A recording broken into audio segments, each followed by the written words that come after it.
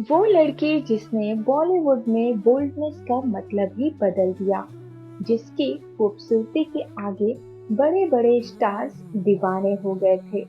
लेकिन उसी लड़की की जिंदगी में प्यार ने उसे सिर्फ दर्द दिया।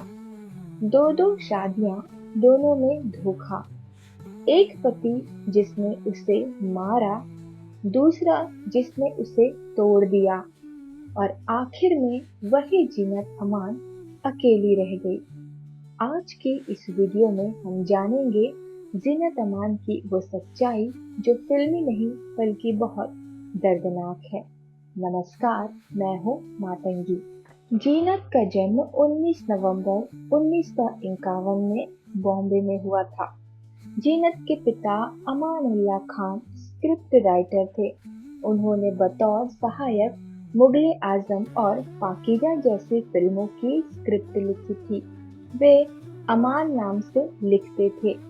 जीनत की मां हैज नामक जर्मन पुरुष से दूसरी शादी कर ली और वो अपने साथ जीनत को भी जर्मनी ले गई। वहां से वे लॉस एंजलिस में पढ़ाई करने गई, लेकिन 18 वर्ष की होने पर पढ़ाई अधूरी छोड़कर करियर बनाने के लिए भारत आ गई। जीनत जब 13 साल की थी तब उनके पिता की मृत्यु हो गई। उन्होंने अपने पिता का नाम अमान जोड़ लिया और वो जीनत खान से बन गई जीनत अमान। जीनत ने बतौर पत्रकार फेमिना में काम किया और बाद में वो मॉडलिंग की तरफ मुड़ गई। ताजमहल चाय के लिए उन्होंने पहली बार मॉडलिंग की थी। जीनत ने मिस इंडिया प्रतियोगिता में भी हिस्सा लिया और सेकंड रनअप रही। 1970 में वो मिस एशिया पैसिफिक बनी। Miss Asia Pacific international pageant जीतने के बाद जीनत ने उसी साल Indo Filipino film The Evil Within में एक्टिंग करियर की शुरुआत की थी। बॉलीवुड में डायरेक्टर ओपी रल्हल ने जीनत को 1971 में फिल्म हलचल में ब्रेक दिया था। हलचल फ्लॉप होने के बाद जीनत ने जर्मनी में अपनी मां के पास लौटने का फैसला किया, लेकिन इसी बीच उन्हें बॉलीवुड के सुपरस्टार देव आनंद ने हरे रामा हरे कृष्णा में काम करने का मौका दिया।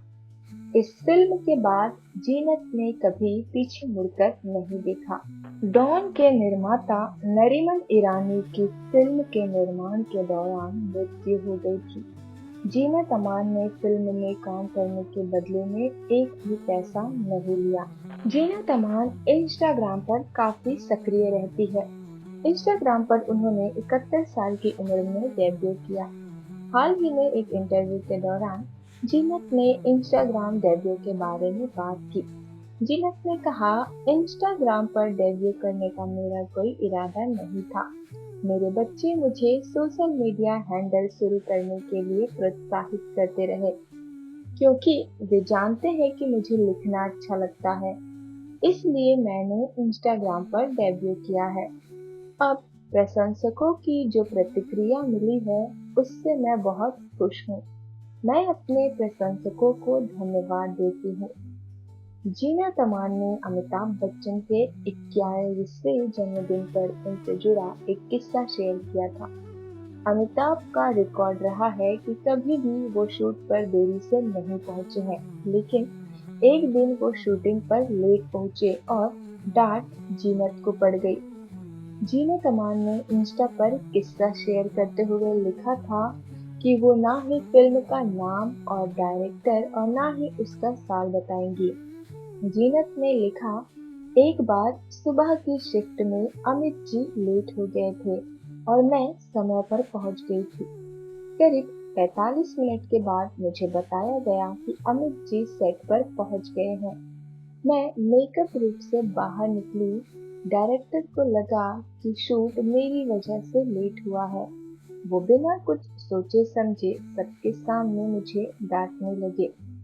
अमिताभ बच्चन को लगा कि उनकी गलती की वजह से जीनत को डांट पड़ गई और वो सेट छोड़कर चली गई। अमिताभ बच्चन डायरेक्टर के साथ जीनत को मनाने आए। उन्होंने जीनत से माफी भी मांगी कि उनकी वजह से उन्हें डांट पड़ी। जीनत ने जैसे तैसे फिल्म को डायरेक्टर के साथ पूरा कर लिया, मगर इसके बाद जीनत ने कभी भी उसके साथ काम नहीं किया। उन्हें क्रू के सामने डायरेक्टर द्वारा किया गया बर्ताव बिल्कुल भी पसंद नहीं आया। फिल्म कुर्बानी में जीनत अमान ने फिरोज खान के साथ स्क्रीन शेयर किया था। इस फिल्म में एक किस्सा शेयर करते हुए जीनत ने इंस्टा पर लिखा था कि एक दिन फिल्म की शूटिंग पर 1 घंटा देरी से पहुंची थी। इससे पहले मैं कुछ कहती, सामने बैठे फिरोज खान ने कहा कि बेगम, आप देरी से आई हैं और आपको देरी की कीमत चुकानी पड़ेगी। बिना किसी डांट फटकार के उन्होंने मेरे पैसे काट लिए थे। जीनत की रियल लाइफ में जितनी सफल एक्ट्रेस रही है, पर्सनल लाइफ में उतने ही दुख सहे हैं। जीनत अमान ने 2 शादियां की थी। पहली शादी उनकी एक्टर संजय खान से हुई थी। उनका यह रिश्ता लंबा नहीं चला।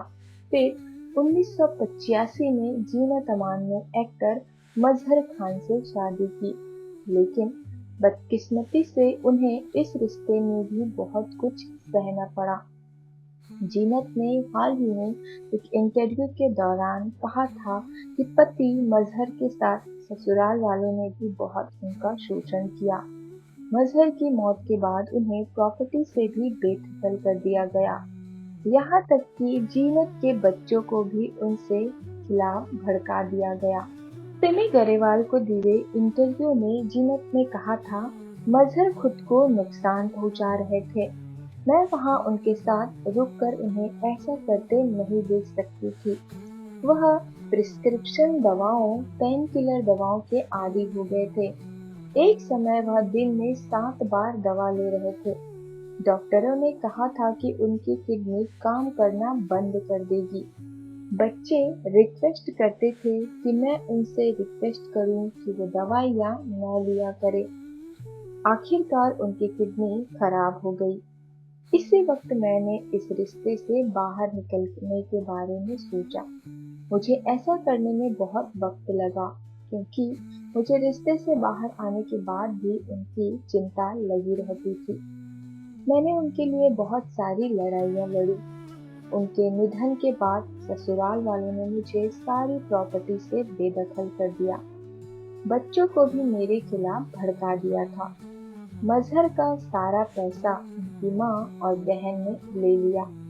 इतना ही नहीं, मुझे उन लोगों ने मजहर का अंतिम दर्शन भी नहीं करने दिया था।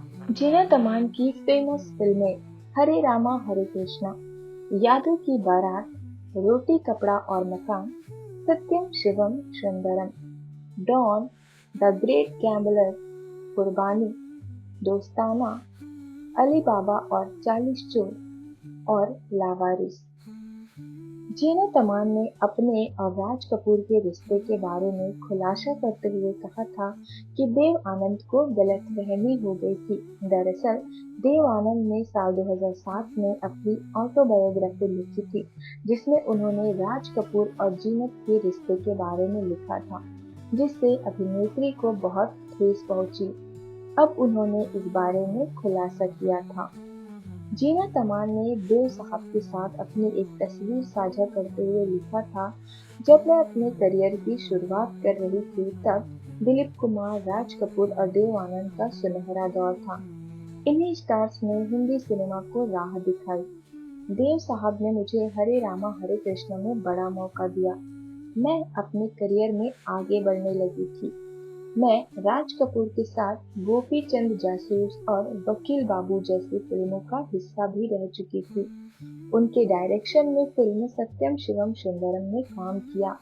मैं इस फिल्म के लिए पूरी मेहनत करना चाहती थी, जी जान एक कर देना चाहती थी, लेकिन मुझे इस बात की खबर नहीं थी कि देव साहब इन चीजों को गलत तरीके से समझ रहे हैं। जीनत ने लिखा था, देव साहब ने अपनी ऑटोबायोग्राफी रोमांसिंग विद लाइफ में बताया था कि वह मुझसे प्यार करते थे, और राज साहब के साथ मेरी नजदीकियां उन्हें पसंद नहीं थी। यह जानकर मैं हैरान रह गई। देव साहब को मैंने इतनी इज्जत दी, उन्हें अपना मेंटर समझा। उन्होंने न सिर्फ मेरे बारे में ऐसी बात की बल्कि उसे दुनिया के लिए पब्लिश भी कर दिया। फिल्म डाकू हसीना के एक सीन में जीनत अमान और रजा मुराद के बीच रेप सीन फिल्माया जाना था। रजा मुराद ने इस सीन के लिए मना कर दिया। दरअसल जीनत अमान रिश्ते में रजा मुराद की कजन है। फिल्म के निर्देशक अशोक राव ने रजा मुराद को काफी समझाने की कोशिश की, लेकिन वो नहीं माने। जीनत अमान सिर्फ एक एक्ट्रेस नहीं थी, वो एक डॉर थी। लेकिन उनकी सबसे बड़ी पहचान ये नहीं है, बल्कि ये है कि उन्होंने हर दर्द के बाद भी खुद को टूटने नहीं दिया। प्यार में धोखा मिला, शादी में दर्द मिला, दुनिया ने गलत समझा, फिर भी वो खड़ी रही।